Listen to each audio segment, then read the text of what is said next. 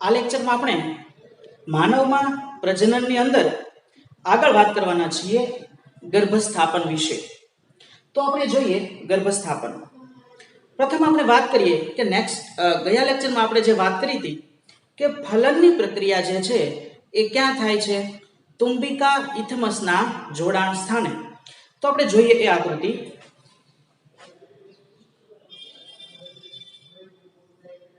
હવે અહીંયા હું માત્ર અંડવાહિની અને ગર્ભાશય જે છે એની જ આકૃતિની આપણે વાત કરીશું.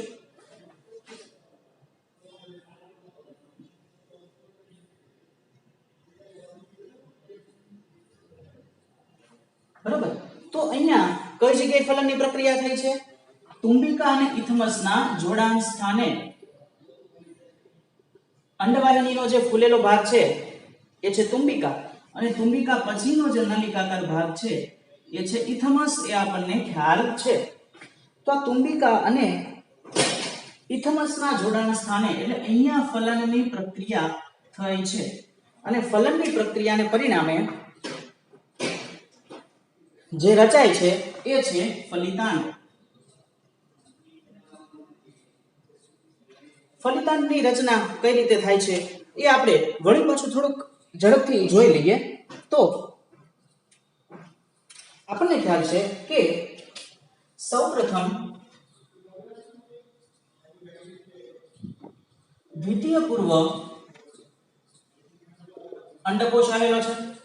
આ જે દ્વિતીય પૂર્વ અંડકોષ જે છે એની સાથે શુક્રકોષ છે એ જોડાય છે. તો શુક્રકોષનું દ્વિતીય પૂર્વ અંડકોષ સાથે જોડાવું એ ફલનનું પહેલું સ્ટેજ છે. ત્યાંથી ફલન થઈ જતું નથી. આપણને એ પણ ખ્યાલ છે કે શુક્રકોષની અંદર કયા કયા ફેરફાર થયા છે.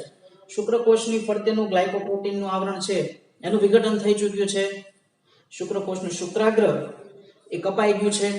બરોબર. એટલે આપણે કીધું હતું ને કે અંડકોષ સુધી પહોંચતા એને માથું મુંડાવવું પડ્યું, અને માથું કપાવવાની તૈયારી પણ આ શુક્રકોષોને રાખવી પડે છે. આવો શુક્રકોષ જે છે એ દ્વિતીય પૂર્વ અંડકોષની અંદર પોતાનું કોષ કેન્દ્ર આપે છે. એ વખતે આ દ્વિતીય પૂર્વ અંડકોષનું કોષ કેન્દ્ર પણ એકકીય છે, અને શુક્રકોષનું જે કોષ કેન્દ્ર છે એ પણ એકકીય છે. હવે ત્યાર પછી શું થાય છે? તો દ્વિતીય પૂર્વ અંડકોષ છે એ શુક્રકોષના તારા કેન્દ્રની મદદથી સમવિભાજન નહીં પણ અર્ધીકરણ પાર્ટ 2 પૂરું કરે છે. કારણ કે અત્યાર સુધી એક જ અવસ્થામાં હતો. એ અવસ્થા હતી અર્ધીકરણ ભાગ 2 ની ભાજના અવસ્થા ભાગ 2. જેવું આ શુક્રકોષ પાસેથી એને તારા કેન્દ્ર મળશે, આ તારા કેન્દ્રની મદદથી હવે એ આગળની પ્રક્રિયા પૂર્ણ કરે છે, અને એ ફેરવાઈ જાય છે બે કોષોમાં. એક મોટો કોષ અને એમાંથી બનેલો બીજો નાનો કોષ છે સાઈડમાં રહી જાય છે.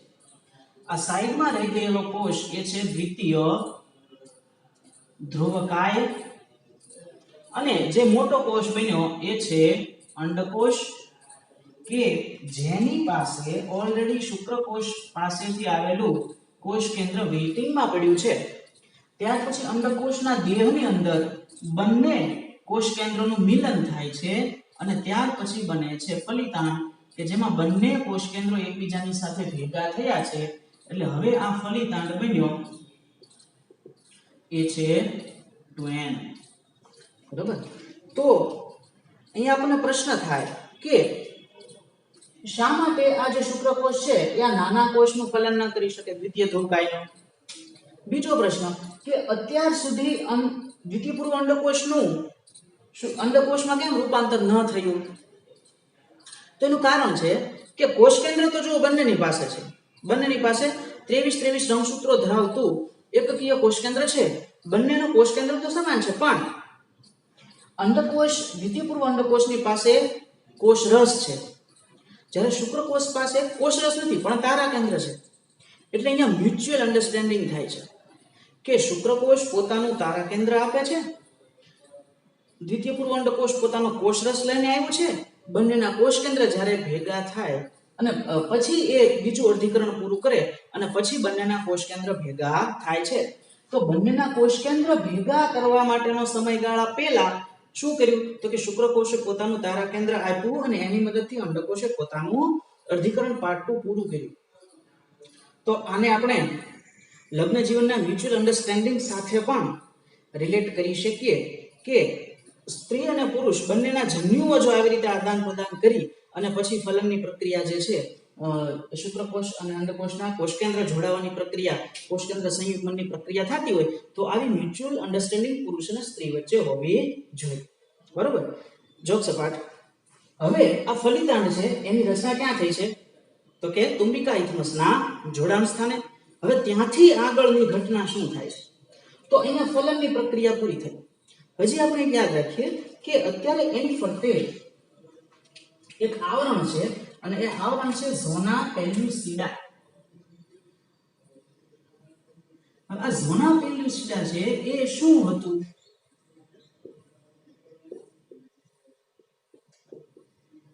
તો કે દ્વિતીય પૂર્વ અંડકોષની ફરતે હતું.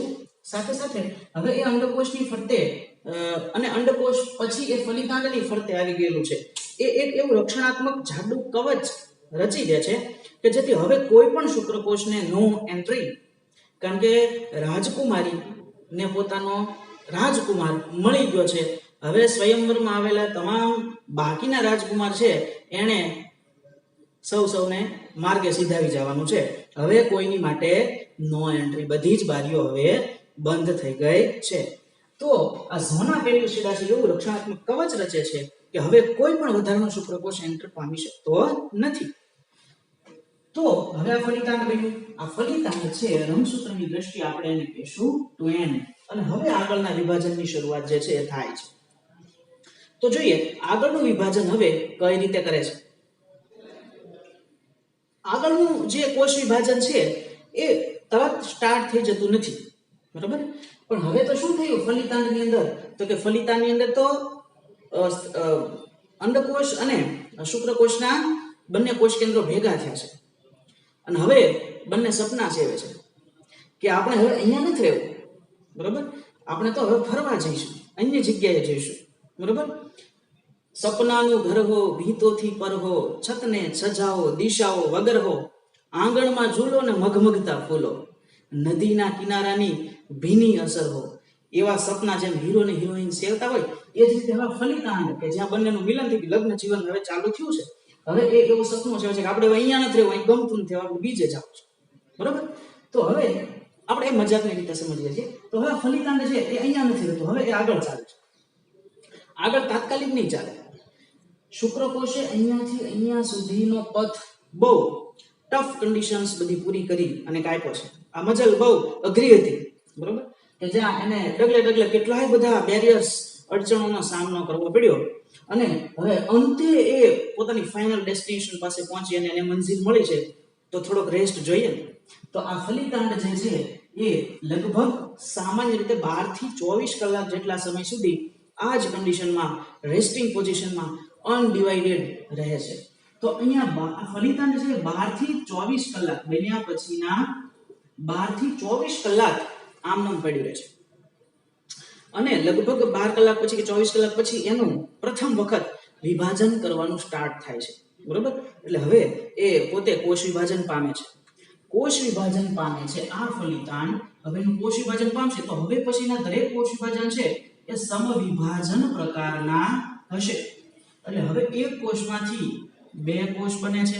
હજી ફરતે તો જો આ ઝોના પેલ્યુસિડાનું કવચ છે જ, બરોબર. એટલે હવે બે કોષ બન્યા, બંને ટ્વેન. બે માંથી હવે 4 કોષો બનશે.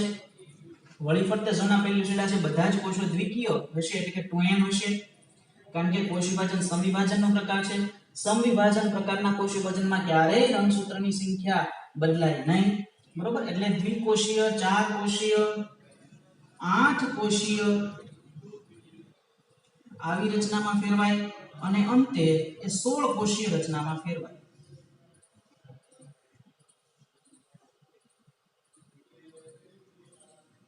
આવી 16 કોષીય રચનામાં ફેરવાય. હવે આપણે ફરતેનું જે કવચ છે એને અલગ કલરથી બતાવીએ. આ કવચ છે ઝોના પેલ્યુસિડા અને આ જે અવસ્થા છે ગર્ભની એ છે 16 કોષીય અવસ્થા.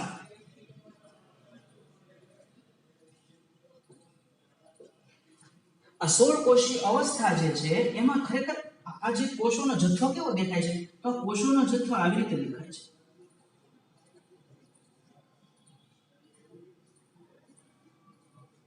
આવી રીતે કોષોનો જથ્થો દેખાતો હોય છે, બરોબર.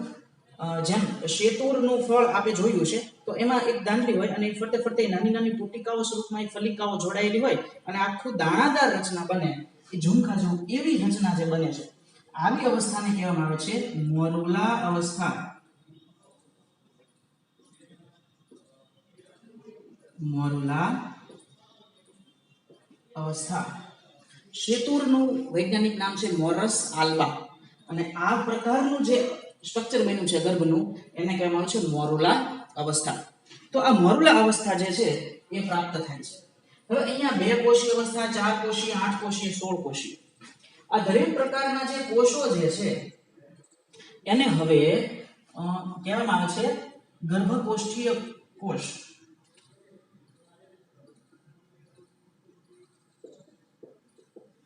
ગર્ભકોષ્ઠીય કોષો, આ દરેક કોષો એને કહેવામાં આવે છે ગર્ભકોષ્ઠીય કોષ, કે જે પહેલા ફલિતાંડ હતું અને એનું સંવિભાજન થતા બન્યું છે, બરાબર.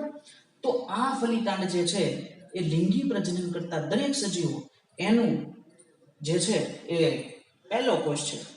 આપણા અને તમારા બધાના જીવનની શરૂઆત આ એક કોષથી થઈ છે અને આ એક કોષ એક એવું સ્પેશિયલ કોષ છે કે જેની પાસે ઇન્ફોર્મેશન છે કે જે આમાંથી આગળ જે બાળક બનવાનું છે એ બાળક શું થશે, કેવું થશે, એના તમામ બાહ્ય સ્વરૂપના લક્ષણોની તમામ જે માહિતી છે એ આ એક કોષ પાસે હોય છે, બરાબર. હવે આપણે એક વાત કરીએ કે હવે આ જે કોષ વિભાજન થયું, આ કોષ વિભાજન અહીંયા નથી થતું. હમણાં વાત કરી કે હવે એને અહીંયા ગમતું નથી અને એને બીજે જવું છે. તો આ અવસ્થાઓ જ્યારે થાય છે એ અવસ્થા દરમિયાન આ ફલિતાંડ જે છે એ અહીંયાથી આગળનો રસ્તો કાપવાનું ચાલુ કરી દે છે અને જ્યારે ગર્ભાશયના પોલાણની અંદર આવે ત્યારે એ આ મોરુલા અવસ્થાની અંદર જોવા મળે છે. એટલે આવી મોરુલા અવસ્થા વાળું જે ગર્ભ જે છે એ અહીંયા ગર્ભાશયના પોલાણમાં પહોંચ્યો હોય છે. હવે તો કે ગર્ભાશયના પોલાણની અંદર આ મોરુલા અવસ્થા પહોંચી. તો હવે આ જે ગર્ભ છે એને ગર્ભાશયની અંદર સ્થાપિત થવાનું છે. તો આપણે ગર્ભાશયની સાઈઝ થોડીક આપણે વધારે મોટી દોરીએ. હવે હું કોઈ એક જ પાર્ટ દોરું છું આ ગર્ભાશયની અંદર. આપણને ખ્યાલ છે કે જે ગર્ભાશય છે એનું અંતઃસ્તર છે એ ખૂબ જ વધારે પ્રમાણમાં ડેવલપ થયેલું છે. આવી રીતે આ ગર્ભાશયનું અંતઃસ્તર.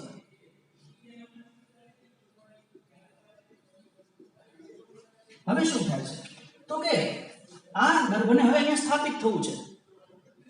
એટલે હવે એને અહીંયા આ સપનાનું ઘર અહીંયા વસાવવાનું છે એમ ખબર પડી ગઈ.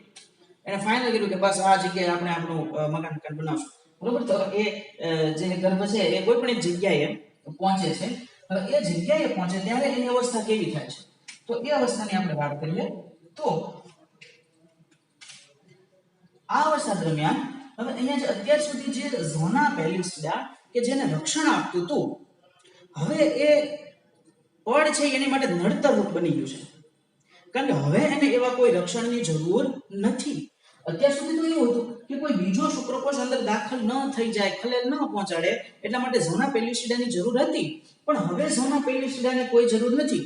એટલે હવે આગળનું સ્ટેજ જ્યારે આવે ત્યારે આ ઝોના પેલ્યુસિડા છે એ ધીમે ધીમે કરતું નાશ પામે. જે ઝોના પેલ્યુસિડા હતું એ હવે ધીમે ધીમે તૂટવાની શરૂઆત થઈ જાય, બરોબર. એ નાશ પામી જાય. અંદરની બાજુ શું થાય છે તો કે હવે અંદરની બાજુ હવે જે અવસ્થા છે ને 16 કોષીય અવસ્થા છે. આગળની અવસ્થા એ હવે આગળ જે બાળક બનવાનું છે એની માટેની તમામ ઇન્ફોર્મેશન અથવા તો હવે સ્ટાર્ટ એવું થઈ જાય છે કે 16 કોષો બની ગયા. હવે જો બધા કોષો એક સરખા જ રહેશે તો મજા નહીં આવે. એટલે શ્રમ વિભાજનનું કાર્ય ચાલુ થાય છે કે કયા કોષો શું કામ કરવાના છે એ સોંપી દેવું પડે, બરોબર. જ્યારે ખૂબ બધો માસ હોય તો બધા એક સરખું એક કામ કરે તો નહીં મેળાવે. જેમ સમાજમાં શ્રમ વિભાજન હોય છે એ જ રીતે અહીંયા શ્રમ વિભાજન હોય છે, બરોબર. તો શ્રમ વિભાજનના સંસ્કાર એ આપણા ગર્ભ સંસ્કાર છે એવું આપણે આના પરથી કહી શકીએ. કેટલી બધી આમાંથી માહિતી આપણને એ મળે છે, બરોબર.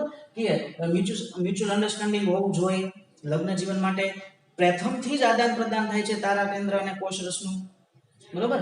પછી તો કે એ હવે પોતાનું જે કર્મભૂમિ બાંધવા માટે એ અન્ય જગ્યાએ જાય છે, જ્યાં યોગ્ય મળે ત્યાં સ્થાપિત થઈ જવું જોઈએ, બરોબર. અમુક સમયે સ્થાપિત થઈ જવું જોઈએ, રખડપટ્ટી નહીં.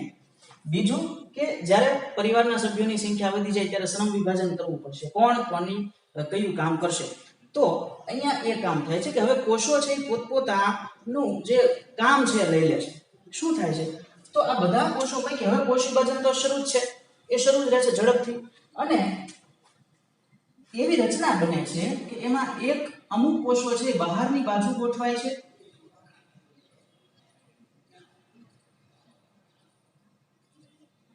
આ બહારની બાજુ ગોઠવાય છે કે જેને ટ્રોફોબ્લાસ્ટ તરીકે ઓળખવામાં આવે છે. ટ્રોફોબ્લાસ્ટ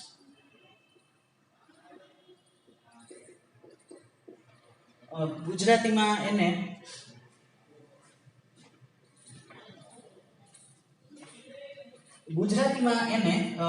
પોષક સ્તર. ટ્રોફોબ્લાસ્ટ એટલે પોષક કોષો અને એનાથી જે બન્યું એ આખું આ પોષક સ્તર. પોષક સ્તરની અંદર વિકાસ પામે છે. અમુક કોષો અંદર રહી જાય છે. આ અંદરના જે કોષો છે એ એક જગ્યાએ ભેગા થઈ જાય.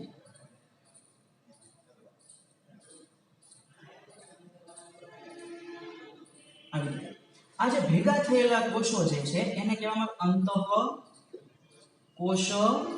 સમૂહ. અંતઃકોષ સમૂહ, ઇનર માસ. આ ભેગા થઈ જાય છે એટલે શું થાય તો કે અહીંયા વચ્ચે ગેપ બને છે અને આ ગેપ છે એ પ્રવાહીથી ભરેલો હોય છે અને આ પ્રવાહીથી ભરેલા ગેપને કહેવામાં આવે ગર્ભકોષ્ઠ. આખી જે અવસ્થા બની એટલે કે મોરુલા અવસ્થા પછીની અવસ્થા કે જેમાં ગર્ભકોષ્ઠ જોવા મળ્યો, આ અવસ્થાને કહેવાય ગર્ભકોષ્ઠી અવસ્થા. ગર્ભકોષ્ઠીય અવસ્થા. અને આવી ગર્ભકોષ્ઠીય અવસ્થા કે જેમાં બહારનું ઝોના પેલ્યુસિડા નાશ પામ્યું છે, કારણ કે હવે કોઈ રક્ષણાત્મક આવરણની જરૂર નથી, હવે તો એને સ્થાપિત થવાનું છે. એ ઝોના પેલ્યુસિડા છે એ સ્થાપનમાં અડચણરૂપ છે તો એ નાશ પામે. કોષોની અંદર હવે શ્રમ વિભાજન થઈ ગયું છે. અમુક કોષો બહારના સ્તરમાં ગોઠવાઈ ગયા છે, એ બની ગયા પોષક સ્તર. અમુક કોષો ભેગા થઈ ગયા અંદરની બાજુ, એને કહેવામાં આવે અંતઃકોષ સમૂહ. અને બાકીનો જે અવકાશ પેદા કર્યો કે જેમાં પ્રવાહી ભરેલું હોય છે એ છે ગર્ભકોષ્ઠ.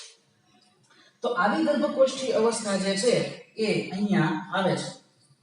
હવે આપણે આ ગર્ભકોષ્ઠી અવસ્થા જ્યારે અહીંયા આવે ઝોના પેલ્યુસિડા દર્શાવશું નહીં, કારણ કે ઝોના પેલ્યુસિડા જે છે એ હવે નાશ પામેલ છે, એટલે ઝોના પેલ્યુસિડા નથી. આવું જે ગર્ભ છે ગર્ભકોષ્ઠી અવસ્થા વાળો એ હવે અહીંયા સંપર્કમાં આવે છે. કોના સંપર્કમાં આવે છે તો કે ગર્ભાશયના અંતઃસ્તરના સંપર્કમાં આવે છે. આ અવસ્થા, બરોબર. આ અવસ્થા. હવે આગળ શું થાય છે તો આગળની વાત જોઈએ તો હવે માત્ર આટલો પાર્ટ છે આપણે આગળની બાજુ જોઈશું. હવે જે જગ્યા આ અંતઃસ્તરનો જે સ્તર આ ગર્ભની નજીક અથવા તો એને ટચ કરે છે એ જગ્યા છે એના કોષો ધીમે ધીમે અવનત પામે છે. એટલે શું થાય તો હવે આપણે એક સિમ્પલ લેયર તરીકે જો બતાવીએ કે આવી રીતે બતાવીએ અને એવું ધારીએ કે અહીંયા ટચ થાય છે, અહીંયા ટચ, આ જે ગર્ભ છે અહીંયા ટચ થાય છે તો શું થશે તો કે આટલા વિસ્તારના કોષો છે એ એક ડેસિડ્યુઅસ લેયર એટલે કે પતન સ્તરની જેમ વર્તશે અને એના કોષો ધીમે ધીમે ખવાઈ જશે. એ ભાગના કોષો ધીમે ધીમે ખવાય એટલે શું થાય તો કે અહીંયા ધીમે ધીમે એક ખાંચ જેવું ઉત્પન્ન થાય. આ ખાંચ જેવી રચના ઉત્પન્ન થઈ એટલે આ જે ગર્ભ છે એ અહીંયા ફિટ બેસી જાય સીધો.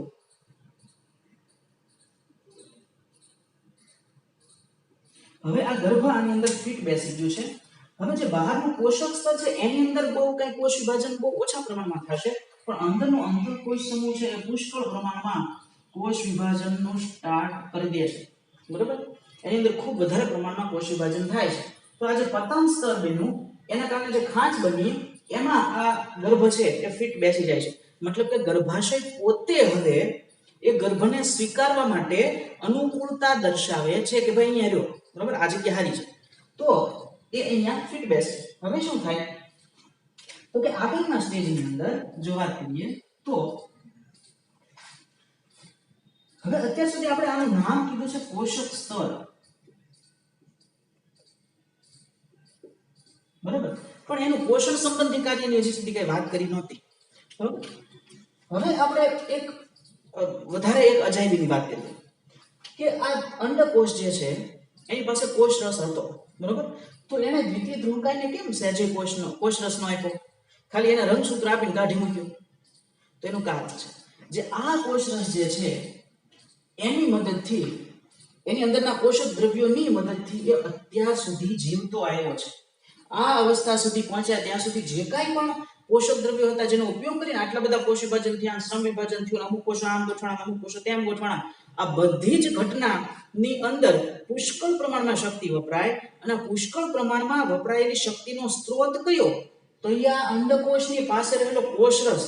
અને જો આટલો કોષરસ એની પાસે ન હોત, એને જો દ્વિતીય ધ્રુવકાયને એની જેટલો જ કોષરસ આપ્યો હોત તો અહીંયા સુધી એ પહોંચી શક્યો હોત નહીં. બરાબર, તો આપણા લાઈફની જર્ની શરૂ કરવા માટે જે અહીંયા આપણે કહેવાય કે આ તો અહીંયા થયો છે, એક નોટની બે પેડ થવી જોઈએ જો બે કોષ બનતા હોય તો, એવું ન થયું એટલા માટે જ આપણે છીએ. બરોબર, તો આ ઘટના એટલા માટે બહુ જરૂરી હતી, અસમાન વિભાજન એટલા માટે જરૂરી હતું. તો અહીંયા આવું થયું. હવે અહીંયા પોષક સ્તરની આપણે વાત કરીએ.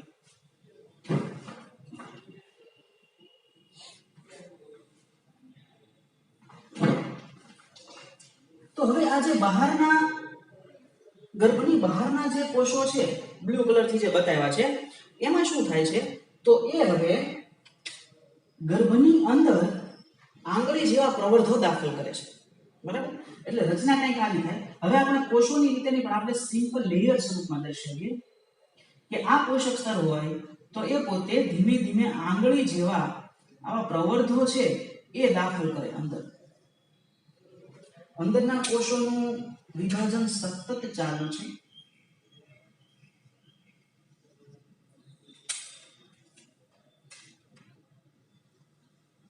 આંતરકોષ સમૂહ હજી ડેવલપ થતો જ જાય છે, એની અંદર પણ ઘણા બધા ચેન્જીસ થઈ ચૂક્યા હોય છે. બરોબર, તો આ ધીમે ધીમે આવા પ્રવર્ધો ઉત્પન્ન કરે છે, અને આ જે પ્રવર્ધો છે ફિમ્બ્રી લાઇક, બરોબર, પ્રવર્ધોને વિલી તરીકે ઓળખવામાં આવે છે. વિલી, તો આવી આ વિલી નામના પ્રવર્ધો છે એ અંતઃસ્તરમાં ખૂંચાડે છે. બરોબર, શા માટે? તો આપણે અગાઉ વાત કરેલી હતી કે જ્યારે ગર્ભાશયની રચનાની વાત કરી તો ગર્ભાશયનું અંતઃસ્તર છે પુષ્કળ પ્રમાણમાં વાહિનીઓ ધરાવે છે, અને એટલા માટે જે તૂટે ત્યારે રક્તસ્રાવ થાય છે. બરોબર, ઋતુસ્રાવની અંદર. તો આ અંતઃસ્તર છે એમાં પુષ્કળ પ્રમાણમાં રુધિર વાહિનીઓ આવેલી છે. તો અહીંયા ઘણી બધી રુધિર વાહિનીઓ છે. આ રુધિર વાહિનીઓ કે જે માતાના શરીરનું રુધિર ગર્ભાશયની અંદર વહન કરે છે. બરોબર, તો એ આ રુધિર વાહિનીઓ સુધી આ પ્રવર્ધોને પહોંચવું છે. એટલે આ વિલી જે છે આ પ્રવર્ધો એ ધીમે ધીમે આગળ વધી અને આ રુધિર વાહિનીઓની સાથે જોડાણ દર્શાવે છે, એની પાસે પહોંચી જાય છે. શા માટે આવું થાય તો કે હવે કારણ કે અત્યાર સુધી તો કોષ વિભાજન થયું એની માટે કોષરસ હતો, પણ હવે આ કોષરસનો જથ્થો અપર્યાપ્ત છે. બરોબર, કારણ કે હવે આગળ કોષ વિભાજન થશે નહીં, એટલે બહારથી પોષણ મેળવવું પડશે. બહાર એટલે ક્યાંથી? તો માતાના ગર્ભાશયમાંથી. એટલે હવે આ ગર્ભ માતાના શરીર સાથે કોન્ટેક્ટ બનાવે છે, અને જેવી આ વિલી છે રુધિર વાહિનીઓની અંદરથી પોષણ મેળવવાનું ચાલુ કરશે ધીમે ધીમે. એટલે હવે આગળનો ગર્ભ વિકાસ છે પૂર ઝડપથી શરૂઆત થઈ જશે. બરાબર, એટલે હવે આગળ જે છે એ શું થવાનું છે, ધીમે ધીમે આવી રચના થાય કે આ વિલી છે એ ખૂબ જ વધારે પ્રમાણમાં ડેવલપ થઈ જાય. અને એક સાથે સાથે એક બીજી ઘટનાની વાત રહી ગઈ કે જ્યારે આ પતન સ્તર અહીંયા એટેચ કરે છે ત્યારે બાજુનો વિસ્તાર જે છે એ ધીમે ધીમે ગર્ભને ઘેરતો હોય છે. આ રીતે ઘેરે છે, બરાબર. અને જ્યારે એક વ્યવસ્થિત રીતે એટેચમેન્ટ થઈ જાય, જ્યારે થઈ જશે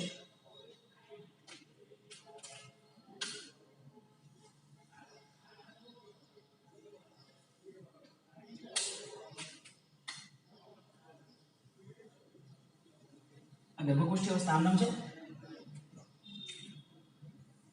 હવે જ્યારે આ થઈ ગયું છે ત્યારે આ જે અંતઃસ્તરનું અંદરનું પડ છે એ ધીમે ધીમે આ ગર્ભને છે સંપૂર્ણપણે ઘેરી લે છે. એટલે કે એવું થાય છે કે ગર્ભ જે છે એ અંતઃસ્તરની અંદર દટાઈ જાય છે, એવું આપણે કહી શકીએ. ઇન્ટરસ્ટિશિયલ પ્રકારનું ગર્ભસ્થાપન છે. આને ગુજરાતીમાં અંતઃપેશીય એવું આપણે કહી શકીએ. તો ગર્ભસ્થાપનના ઘણા બધા પ્રકાર છે. ગર્ભસ્થાપન કઈ રીતે થાય? એમાં માનવ અને એપ ની અંદર એટલે કે પ્રાઇમેટ શ્રેણીના પ્રાણીઓ છે એમાં જે આ ગર્ભસ્થાપન થાય છે તો ગર્ભસ્થાપન એનો પ્રકાર એમાં અંગ્રેજીમાં એને કહેવામાં આવે છે ઇન્ટરસ્ટિશિયલ પ્રકારનું ઇમ્પ્લાન્ટેશન.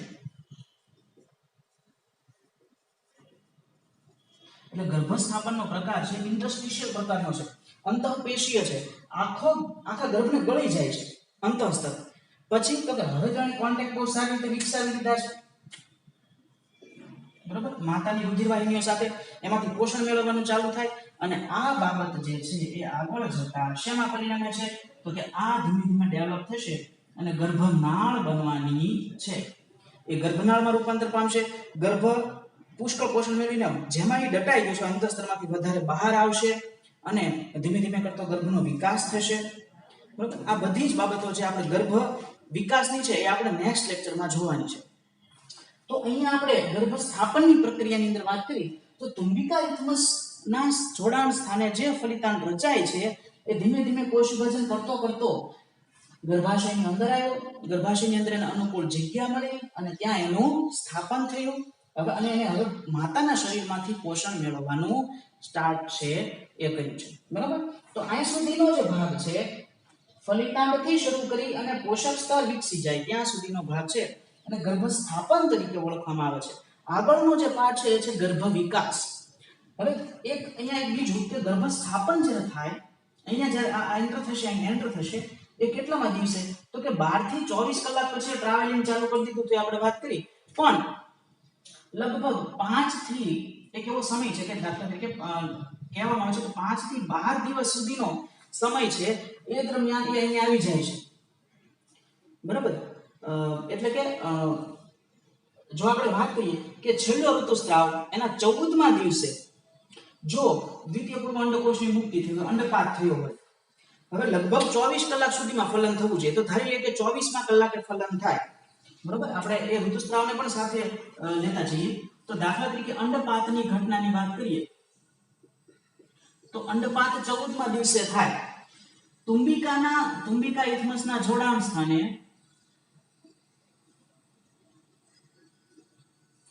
ફલન જે છે એ 24 કલાક જેવું વેઇટ કરે છે. દ્વિતીય પૂર્વ અંડકોષ કે શુક્રકોષ આવે ફલનની પ્રક્રિયા કરે, બરાબર. નહીતર ડિસ્ટ્રોય થઈ જાય. તો એ 2 દિવસ એના ગણી લો એટલે 14th day of menstrual cycle જે છે એ અંડપાત થયો તો 16મા દિવસે એ જે છે એ ફલનની પ્રક્રિયા થાય, બરાબર. આદર્શ પરિસ્થિતિમાં 7મા દિવસ સુધી આજે ગાળો તો 5 થી 12 નો કે છે, પ્લસ ઓર માઈનસ 1-2 દિવસ હોઈ શકે, પણ મોટા ભાગે આદર્શ રીતે જો આને ગણવામાં આવે તો 7મો દિવસ છે એ બહુ યોગ્ય દિવસ છે, બરાબર. ફલન થયા અહીંયા ફલન થઈ જાય પછી લગભગ 7 દિવસ સુધી એ અંડપાત થયાના 7 દિવસ સુધી એ પછી વેઇટ કરતો હોય છે. એટલે ધારી લો કે 16 પછીના 5 કે 6 દિવસ આપણે ધારીએ તો 6 દિવસે ફલનની પ્રક્રિયા થાય, સોરી ગર્ભના સ્થાપનની પ્રક્રિયા થાય. અહીંયાથી ટ્રાવેલિંગનો દિવસ સાચ આપણે 7 જ રાખીએ, બરાબર. તો 7મા દિવસે જો અહીંયા આવે તો 16મા દિવસે ફલન થયું હોય તો 7મો દિવસ એટલે કે કયો તો કે 23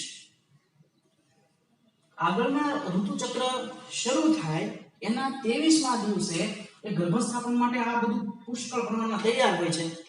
અને જો આ સમયગાળા દરમિયાન ગર્ભ એ નથી આવતો તો છેલ્લે ક્યાં સુધી વેઇટ કરે? 28મા દિવસ સુધી વેઇટ કરે. 23મા દિવસે આદર્શ પરિસ્થિતિમાં ગર્ભ આવી જવો જોઈએ સ્થાપનની પ્રક્રિયા કરવા માટે. છતાં ગર્ભાશય ક્યાં સુધી વેઇટ કરે?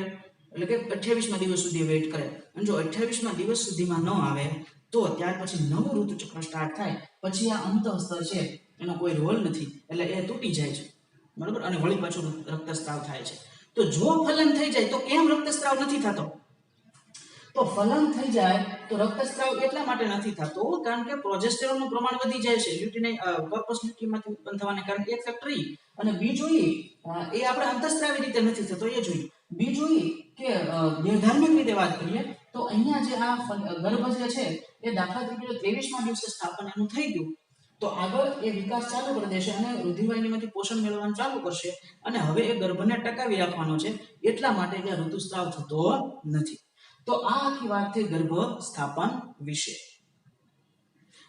એક બીજો મુદ્દો આની સાથે જોડીએ કે અહીંયા જ્યારે ફલન થાય છે ત્યારે આ જે દ્વિતીય પૂર્વ અંડકોષ છે એની પાસે રંગસૂત્રો 23 છે, પણ કયા? તો કે 22 નિર્ધાર્મિક રંગસૂત્રો છે વત્તા 23મું એક રંગસૂત્ર જે છે. અને આ કયા પ્રકારનું છે? તો કે X પ્રકારનું છે. જે શુક્રકોષ આવે છે કે જે એની સાથે જોડાય છે, આ શુક્રકોષ પાસે પણ 22 રંગસૂત્ર હશે અને 23મું લૈંગિક રંગસૂત્ર તરીકે બે ઓપ્શન છે, કાં તો એ X હશે કાં તો એ Y હશે. જો X રંગસૂત્ર વાળો શુક્રકોષ એ આ અંડકોષનું ફલન કરે તો 23મી જોડમાં શું થાય? તો કે XX ભેગા થાય વત્તા 44 વત્તા XX. આવી પરિસ્થિતિ થાય ત્યારે જે બાળક પરિણમે એ માદા થાય. એટલે 44 રંગસૂત્ર વત્તા XX રંગસૂત્ર ભેગા થાય તો બને માદા. પણ જો આ રંગસૂત્ર Y વાળો જે છે ઈ આનું ફલન કરે ત્યાં સ્થિતિ કેવી થાય? તો કે 44 રંગસૂત્રો 22 વત્તા 22 અને જે એક એક ભેગા થાય ગયા તો કે XY. જો આવી પરિસ્થિતિ થાય તો જે બાળક છે એ નર તરીકે જન્મે, બરાબર. તો ખરેખર નર અને માદા હોય, બાળકની જાતિ છે નર કે માદા હોય એની માટે જવાબદાર શુક્રકોષ છે, અંડકોષ નહીં. તો આપણે એક સમાજમાં પ્રવર્તતી એક બહુ મોટી ગેરમાન્યતા કે જેમાં સ્ત્રી બાળકનો સતત જન્મ થાય તો સ્ત્રીને માતાને દોષિત કરવામાં આવે છે, એ પણ એક ખોટી બાબત છે. એ માત્ર અહીંયા શુક્રકોષોના જન્મ બંધારણ દ્વારા નિયત થતી, એના રંગસૂત્રના બંધારણ દ્વારા નિયત થતી ઘટના છે, બરાબર. તો આ જે વાત થઈ એ આપણે સમગ્ર ગર્ભસ્થાપનની સાથે સાથે જાતિ કઈ રીતે નક્કી થાય છે, એટલે ફલિતાંડની અંદર જ જાતિ નક્કી થઈ જાય છે.